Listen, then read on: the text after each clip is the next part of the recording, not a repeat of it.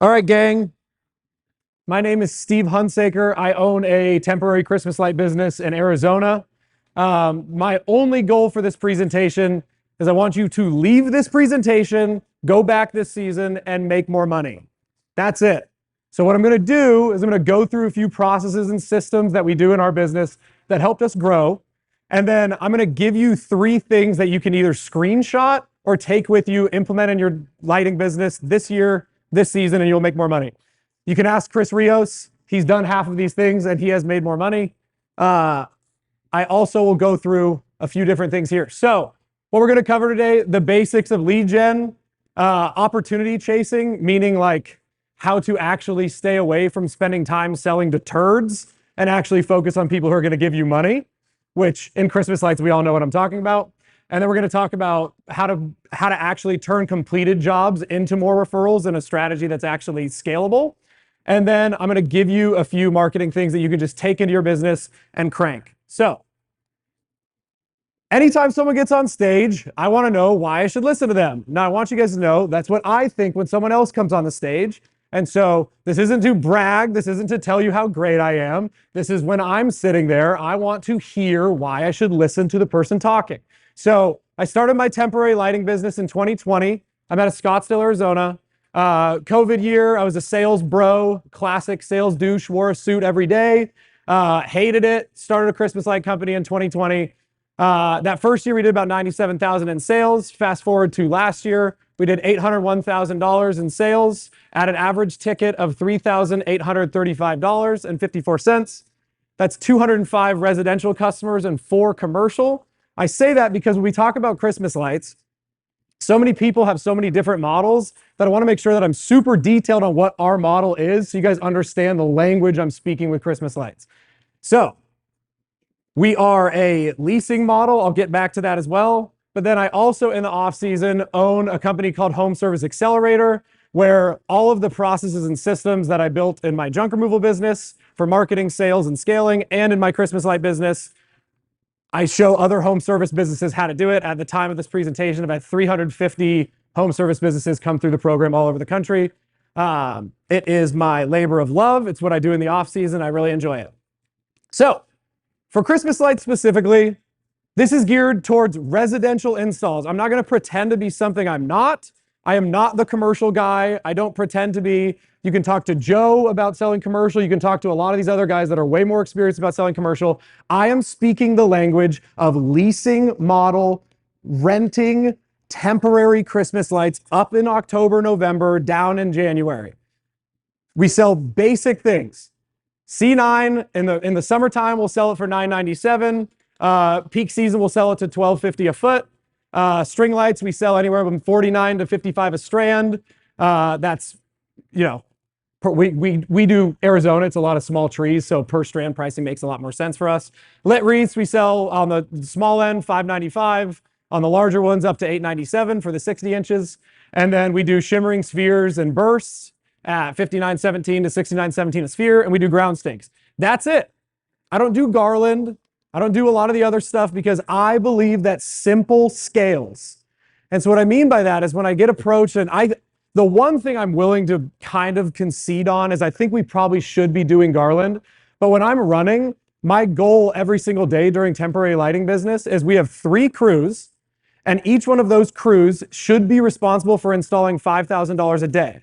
So for us to hit our goals, it's about $15,000 of revenue a day. We don't always hit 15. Sometimes we go down, sometimes we go up, but that's the goal. And so what happens for me is maybe it's just because I'm a bad business owner and manager, but I find a lot of trouble once I got that second and third crew going. I had a lot of trouble keeping the quality, the level I wanted it to be, while also not having just the best guys all on one job. So that's the thing that we struggle with as we scale. So the more simple I make the product offering, the more replicatable, whatever the word is, the solution is to the customer. Does that make sense? It's like, if I'm going around, I'm doing reindeer at one house and I'm doing a big inflatable Santa at another, one, it's really hard to train, 20 to 30 installers at any time on that. And it's another thing to actually deal with the service issues that come from so many different things outside of that. Does that make sense? Cool. So here's our setup. About 30 active employees in season, 28 are W-2s, 2 are 1099s. The 1099s are my sales guys. If your sales guys don't want to be 1099s, let me spoil it for you. They're terrible salespeople. If your sales guys do not want to be commission only, they're bad salespeople. Good salespeople want to have uncapped potential in commissions. So if you're going out and you're getting your first sales guy and they're like, oh, I want a high base, tell them to kick rocks. So we commission them 6% of new revenue sold. They get a $500 kicker for every 50,000. And then if they hit over 150,000, we give them a $1,000 bonus. I have 2 admin and office positions. They do, all the clerical work, all that fun stuff. And then I have 1 director of operations. He runs the entire show. Like I'm talking, I don't touch a bulb. I don't talk to an employee in season that's an installer. All of that goes up to him. I manage the managers. So I manage him.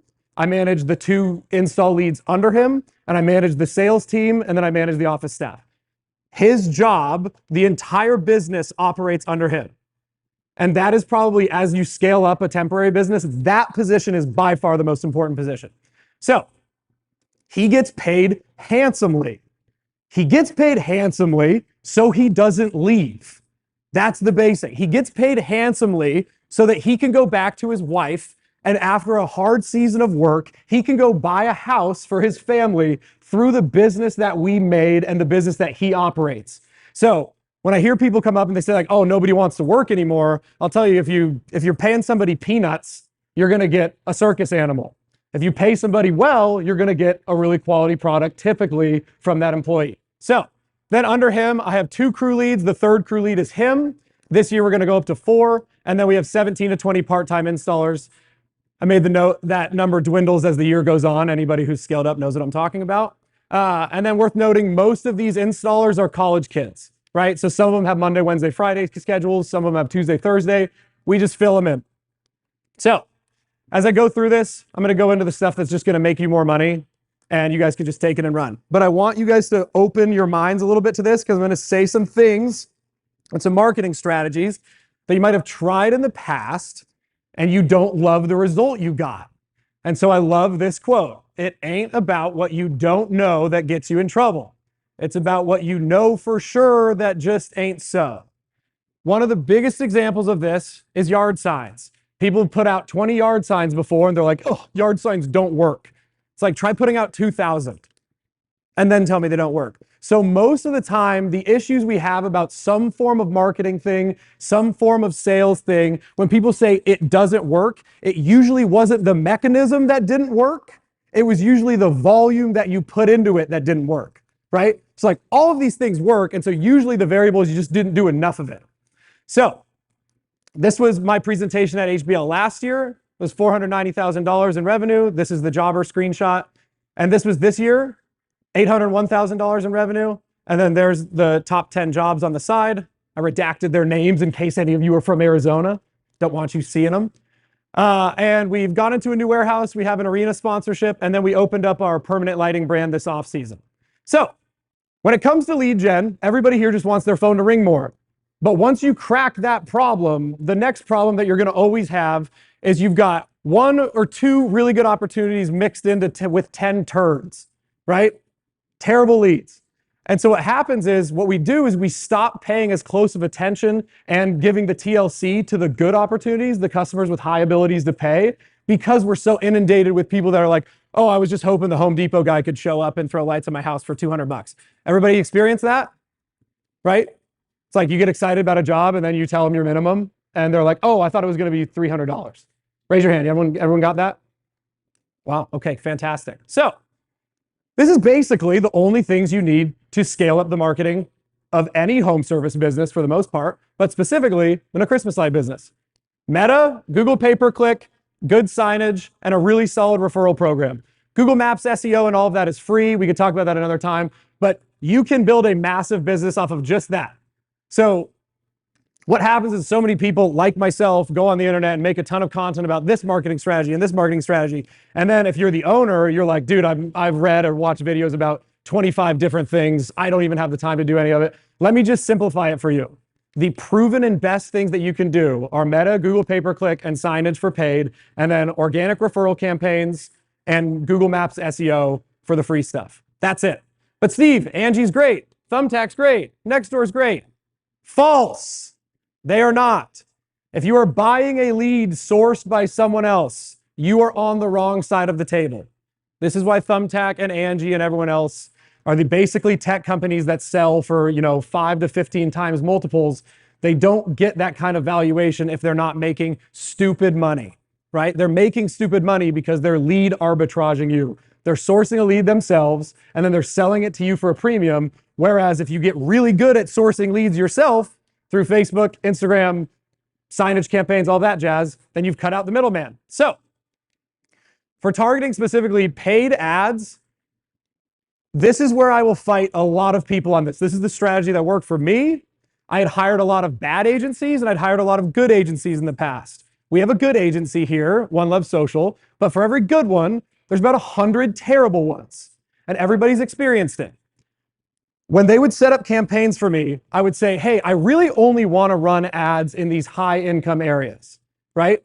And the agencies usually are not good business owners. And so they would push back and say, like, oh, no, but we for the algorithm, for everything else, we need to really widen it out. We need to really widen it out because the agency wants to come to you and say, oh, I got you so many leads, right? That's what they're doing. But as a business owner, it's like, I would rather have 20 to 30 super high qualified in the rich area, ready to pay leads than 150 messaging conversations that are a complete dog water. Does that make sense? Because when you actually start selling these opportunities, you realize that you cannot spend the time necessary on the good ones when you're sifting through all of the bad ones. So what I did the year that we jumped from 300K or whatever it was to 500 or 490 was I took the Google pay-per-click campaigns and I took Facebook and I went on Google and I looked up only the highest earning zip codes in my area. And I forced the ad algorithms to only shove my ads down the people's throats in those areas. And so what happened was we spent way more in those areas, but we didn't waste our time with the bad opportunities in others. We were spending money so far out that when we triangulated it down into the high income areas, our lead value went up. Every lead that comes in now is pretty dang solid. And so when we go out there, our average ticket goes higher because we're spending more time with them, everything else, right? And so I firmly believe that in terms of paid, Google pay-per-click and Facebook are king and will be king in terms of paid ads until proven otherwise.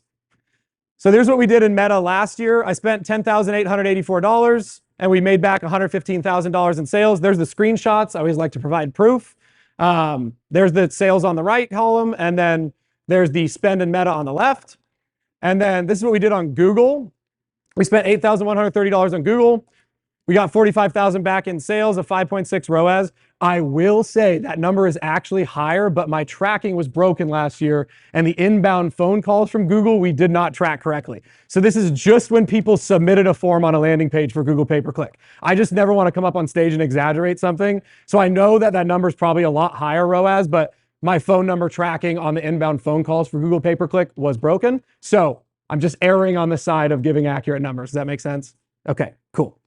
So you have to get really good at hearing no from these people, because when I hear yes at my model in these high income areas, the yes means a lot more, right? So if our average ticket is $3,800 and someone comes up to me and says, oh, in-person sales does not scale, that does not work, but their average ticket is $1,000 or $1,500, they are right.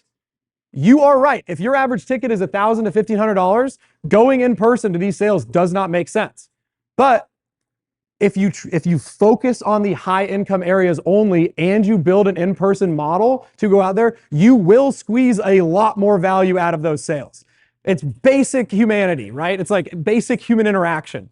If I go out to somebody in person and sell the dream, I know you just wanted the roofline. I'm happy to give you the roofline quote, but man, those bushes would look amazing. The wreath right there, let me show you an example of a good wreath. It's very hard to do that over the phone. You can do it. There's a lot of businesses that have reached, 7 figures doing phone sales. This is just what's worked for us. So here's our numbers. 104 yeses, 212 people got quotes and said no, and 191 inbound leads ghosted us or got disqualified out to the point where we didn't even go out there and make contact. Does that make sense? The other thing that isn't shown in these numbers is we pre-qualify hard on the phone with our minimums. So when someone calls into my office and they say, oh, I want Christmas lights on the house. We go through the talk track of, okay, just so you know, we want to be super forthright about this. If you're looking for the neighborhood kid to throw lights on the house, that is not us. If you're looking for the white glove premium service that your neighbors are probably using, where you're wondering why everything fits so perfectly and everything's color matched so amazing, that's us. Just to let you know, our minimum is X, you know, $9.99, $1,500, whatever you guys say. Those inbound phone calls never make it into this system, right? Because once we're on the phone, we're like, okay, cool, that's not what you're looking for, great, let's move on. So this is just on people who have submitted or made it past that first kind of phone pre-qual. Does that make sense? Cool. So that is a lot of rejection. That is a crazy amount of rejection. So this is new business this year. So the other part that's making up the rest of the 300K is returners and everything else and upsells from last year. So this is just new 2024 season business. So 104 yeses. That means that we went 104 out of 507, which means that we got money from 20% of our qualified leads. Track it with me? So that means for every yes, a lot of no's. What this did when we changed to the super high-end, super focused on the rich area model is operationally, it completely changed the game for us at scale. My guys used to go all over town to the point where they'd be driving 30 minutes west for a job and then 30 minutes east and then whatever else. And once we started to scale, that became a huge problem, right? Because if you have one crew that's doing, 3 installs in a day and they're driving 30 minutes apart to each install, that's an hour and a half gone each day of just driving. And so if you look at this map on the right now, I know it's kind of hard to see, but you can see that about 75% of our juice comes from this really it's that little clump on the right. That's about a 5 to 10 square mile area in our dream area. That's where all the money is in Arizona. And so what happens is we will go out to installs where we have a $3,000 install in one day, and then in the morning, and then we'll have a $5,000 install that is literally 0.5 miles away. And so now the drive time's shrunk. So now my labor cost goes down. My business is operating a lot more efficiently. And you start building neighborhood dominance in these markets. And I'm going to show you guys the 3 things that we do organically to start getting these referrals from the neighborhoods and building that organic dominance. But the best way to describe it is change the mindset from shotgun spraying the entire area because you're just so desperately trying to chase money, and change it to being a sniper. Snipe on the best areas, focus on them, and that works. So the sooner, and this was the lesson I had to learn because I'm an arrogant SOB, but this is the lesson I had to learn. The sooner you humble yourself and realize that you're not that special and your brand isn't that special in holiday lighting, the better off you'll be. So for example, in the area that we focus on, we have on pretty good authority that we are the largest purely residential installer in that neighborhood, in that little corridor right there, that little Scottsdale Paradise Valley city. No one else is doing $800,000 in temporary lighting there. I've talked to everybody. We know that. If I go to the neighborhood fries in that area and ask 100 people if they know who Valley Christmas Lights is, even at that size, the majority of them still have no idea who we are, right? And so because of that, I think what happens so many times is people think that everyone else, the prospects, are perceiving them as the white glove service because they believe as the owner that they're the white glove service. And that's just not the case. Most of the time, you have to convince these people that you are the white glove service through a lot of different things that you do. It's your branding. It's the way you position quotes. It's the way that your guys show up on time. It's the way your sales guys will call them and offer them a coffee or something on their way or something like that. It's the way that you guys give arrival windows of 30 minutes so you don't constantly show up late. Things like that. Things that differentiate yourself. So, for pricing, if you want to attract the premium price, you have to understand these people are not buying the same way that you and I buy things for. I made a TikTok one time where I talked about a $1,600 tree wrap. And it's the only TikTok I've ever had that went viral. And about, I would say, 300 of the comments were just people saying, I'm a scumbag, I'm a grifter, I can't believe people would ever pay you that, you're an absolute piece of you know what. Fantastic. They are not my target audience. These are some of the comments. People that paid that are dumbasses. There's no way in hell I would hire you to do a nonsense job like that. That's something people do on their own. You're insane. That's crazy. For that price, I would do it myself. Highway robbery.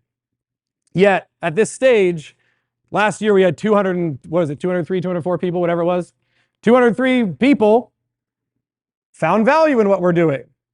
And so if you focus on the people mad at you saying no, what happens to a lot of installers is they get a few no's and they get a few like, oh, your quote was $4,000. This guy offered me $1,500. You guys are a ripoff. And then you get like a little turtle shell. You crawl into your little turtle shell and you go, ooh, maybe I am ripping people off. And then you don't stick to your guns and then you lower your pricing and then the season ends and you didn't make any money. Right? And so because of that, your new favorite word should be no, because you know the math. So some people spend $500 at steakhouses. I have a customer that spends $16,000. He's on Arizona Cardinals. He posts the receipt to flex all the time. That's the kind of customers we want. So specifically here, I want to talk about what drastically changed in our business from the $490,000 a year and the $800,000 a year. It's the concept of speed to lead. And so we talk about speed to lead. All I'm talking about is the time it takes from the inbound lead when it comes into your system to the time you gave that prospect the answer that they were looking for. And so speed to lead in its most simple form is someone submits a form on your website. How quickly did you get an appointment scheduled? How quickly did you get a quote scheduled? And if you're virtual quoting, how quickly did you get them that quote in hand? When we focused on that, this is what happened. I saw this chart 2 years ago, and this is from the Harvard Business Review. And they talked about service-based businesses that took 24 hours or longer to get back to people compared to businesses that found a way to get back to people in under a minute. The businesses that got back to people in under a minute closed 391% more jobs than the people that took a day. And so you can see it's trending down the entire time. What is happening in that time from inbound lead to when you actually make contact with that customer? Your competitors are also getting asked for quotes. So if you think about a person that's going in and being like, I want a quote for my Christmas lights in my house. They go on your Facebook ad, they go on your website, they type in their stuff. What is the next logical step they do after they click submit on your website? Somebody. They're going to do it again to someone else, right? And they're going to keep going because it's, honey, go get 3 quotes, right? And so if you think about that over 500, 600 inbound inquiries, if you think about what happens is when I got my response time in under a minute to every single one of these people, a huge lion's share of the people who buy for the reasons that our businesses sell, service, speed, quality, whatever else, they got the answer that they were looking for as fast as humanly possible, right? And so what that did was it drastically increased our close rate. It drastically increased our booked meeting estimate rate. And then when we're the first people there and we woo them outside of everybody else, some of my competitors are taking 2, 3, 4 days to get back to them. We've already got the deposit and we're rolling, right? And so speed to lead was the massive game changer for us. And so what we did is we implemented this. I'm a Jobber guy. I'm probably going to be HBL's new software guy. This is not displacing that product at all. What we did is we got on Go High Level. I have a white label. It's called Snipey Lead. But what this does is this is a timeline for our sales process. So can you guys see, is that blurry? Can you read that at all? I'm going to walk you through it. The left column is inbound leads. So the second a lead comes into our system, it fills in the left column. Our goal is not to just immediately rip a sale. Our goal is to move them across our process. So inbound lead, the second we start talking to them, it is now a hot inbound lead. If they respond to something, it is now hot. We are working as hard as we can to get them scheduled. So the made contact in-person estimate scheduled, we drag them along the process. Now it's in-person, schedule made. Then from there, the only next step is quote sent, waiting for the approval, or rip the deposit on site, right? And so this is like every sales organization in the world has this system, right? It's just, that's your sales process. Customer comes in, you take them on a date, you tell them how pretty you are, you convince them to give you your money, you go do the job, right? It's just a timeline of the lead the entire time. So we had a problem here though. The ready to buy opportunities were not getting the love they deserved, because we would get, 10, 15 leads in the middle of November in a day. My sales guys would come in the next day and they would just start calling 10 inbound leads, right? They just start calling all 10. And it's like praying that somebody answers. So what we implemented was this system. The second that customer clicks submit on the lead, now track with me. The second that customer goes on our website and clicks, I want a quote, they give us their info. Our system immediately calls the sales rep assigned to that lead, or in your guys' case, if you don't have sales rep, Your office phone rings and it says, you have a new lead, press 2 to get connected. This system automatically attempts to call that customer, right? So from a Facebook ad, from website, anything else, the second that they've said, yep, I want a quote, boom, we're calling them within a minute, right? Sales guy's getting his phone, press 2 to get connected, presses 2, it calls the customer immediately. If that customer answers, now we've speed to lead, got to them in under a minute, we've scheduled the estimate, great. If they don't answer, we are immediately and automatically dropping a pre-recorded voicemail that says, hey, this is Steve with Valley Christmas Lights, saw you reached out, super excited to get you started on your quote. I'm going to shoot you a text. Let me know when a good time to come back is, and we can schedule your appointment. Then the text sends, hey Lee, this is Jack with Valley Premier Lighting. We left you a voicemail as well. Feel free to reach back out at your earliest convenience and we'll get started on your quote. Boom.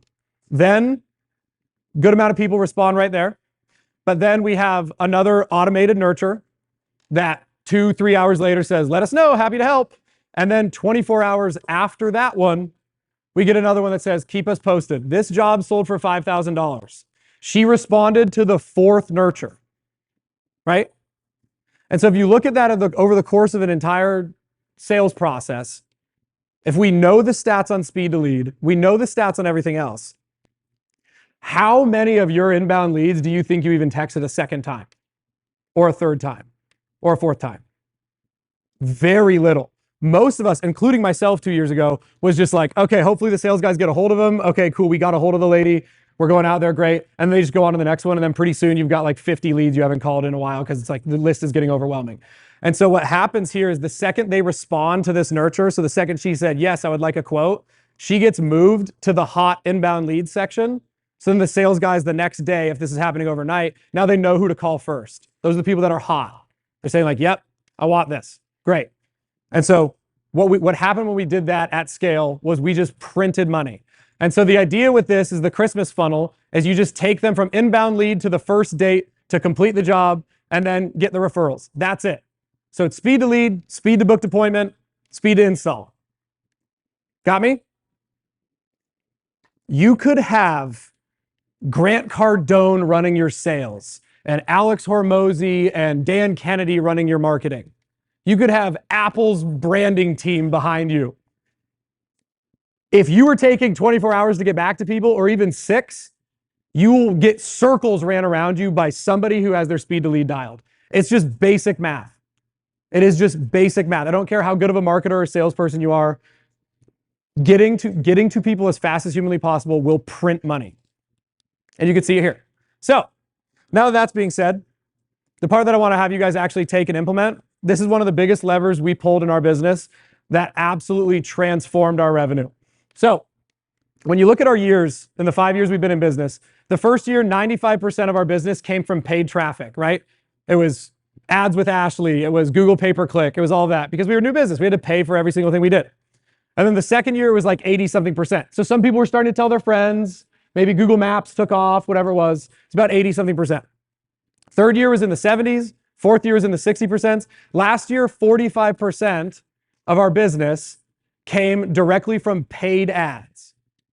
Okay? So that $440,000 number, what isn't shown in that number of new sales this year is how many of those actually came from referrals, right? And so this is how we get referrals.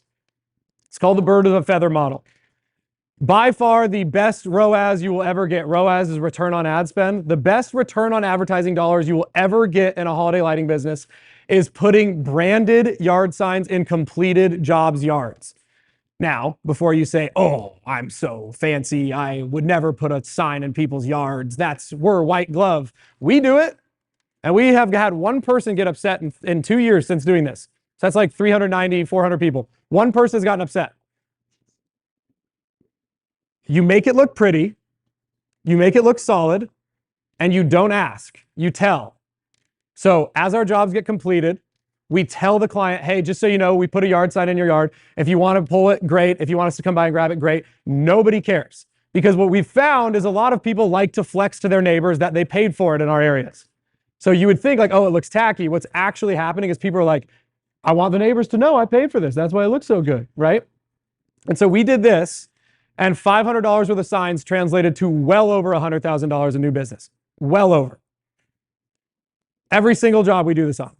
So, but the key is you don't make it look crappy. You have to make it look nice. You have to make it look good. So we brand it this way. We used Dope Marketing to make these. I'm sure you guys know Dope Marketing. Unbelievable ROAS. So that's number one.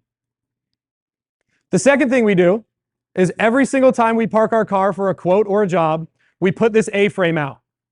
The A-frame combined with the branded vehicle that you have will absolutely change the amount of inbound conversations you have with your crews doing the jobs.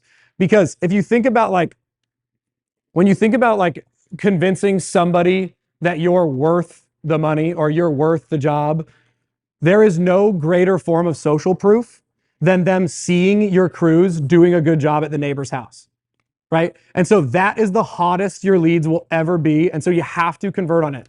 And so we have one of these or two in some of our trucks. Sometimes we'll put it at the entrance of the neighborhood and then one right on the butt of the vehicle. So if I'm parked on the curb here, say this is my truck, so it's parked on the curb, house is on this side, we put the A-frame about halfway into the road. So not to stop traffic, but it's to look like a safety thing. Wink, wink. To look like a safety thing. So it's like a men at work kind of thing. But what it does is it causes all of the neighborhood traffic to slow down, take another look at your brand. Oh, the Smiths are doing a Christmas light thing. That makes a lot of sense. That looks great. Honey, I don't want to get on the roof. Let's call them. QR code scanned, right?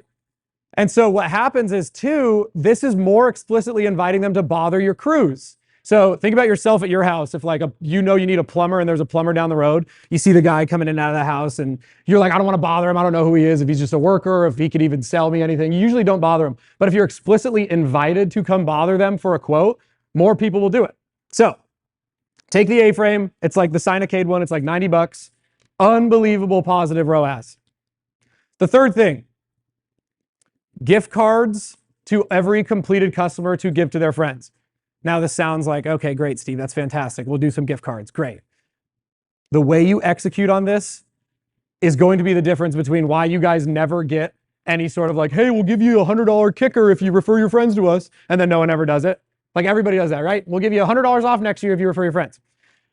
This is what we did to actually incentivize them to do it. So when we complete a job, we have a little gift bag at the end of the job. And the gift bag has our logo on the front, and then it has 2 gift cards and a little one sheet that explains the Valley Christmas gift card program. The way the gift card program works is we just did an install for John Smith, right? So when we give John Smith these gift cards, we write on the gifted by thing on the back, John Smith. And we tell John, give these to your neighbors and friends. Your name is written on the back. That's how we track it back to you. Every single time these get redeemed by your neighbors, by your friends, we're going to send you a $100 gift card to Steak 44. We're going to send you a $100 gift card to Amazon, whatever else. Because if anybody's running marketing at scale, you understand what your customer acquisition cost is. I would pay $100 all day long in a steakhouse gift card, knowing that my average ticket is $3,800. I would spend $100 knowing my average ticket was $1,000 to acquire a customer. And then what happens is the $100 gift card that's actually being used, most of you guys give $100 off if they give you a little pushback on your sales process anyway, let's be real. So worst case, it's $200 or you build it in somewhere. I don't care how you run your business, but this incentivizes them to get out to the mailbox and give it to the friends, right? It's like, okay, instead of just oh, these guys are nice. Oh, I want to help them. This forces their hand. Like, honey, I just got $200 to a steakhouse by giving these out to the neighbors. Like, who wouldn't do that, right? But the thing that is unsung about the gift card campaign is if you have a customer who has already paid you money, guess who their neighbors are? Other people who probably also have money. And so they will be a better sales rep and they'll be super pre-qualified because when they give the gift card, the realistic next question the person's going to ask is, how much did you guys pay? Right? And so if that person calls you from the gift card, already knowing that is a hot lead. And so when your business is scaling, your sales guys will be selling laydowns more often because these people already know what they're getting into. Do you guys see the difference there? Does that make sense? Unbelievable tool. And this works in any home service business. So in Home Service Accelerator, I got window guys doing this. I have plumbers doing this. I have landscapers doing this. I have permanent Christmas light guys doing this. I have bathroom renovation people doing this where the kicker's a $500 gift card because their average tickets are 10 grand, We have HVAC guys. I just interviewed an HVAC guy on my YouTube channel where his kicker's $1,000 for referrals because their average ticket's like low 5 figures. So they're going to do that math all day long because they know what their customer acquisition cost is. It's no different than me going to you and being like, hey, would you like a $3,000 install for $100? I'll give it to you right now. It's just, that's the math. It's fantastic. So if you guys want that gift card, it's on Canva. I've made the template for you. All you do is you could scan this QR code, DM me HBL 2025, and it will automatically send you the Canva link to the gift card. All you have to do is slap your logo on it, send it to a print shop, rock and roll. Make sense? There is no reason you should not be doing the gift card campaign, by the way. Like, absolutely no reason. Because if it doesn't work, all you're out on is the cost of the paper to print the gift cards on. That's it. So it's like, why wouldn't you do it? Even if I'm wrong, if you get one job from this, it's an absolute no-brainer. Thank you, everybody.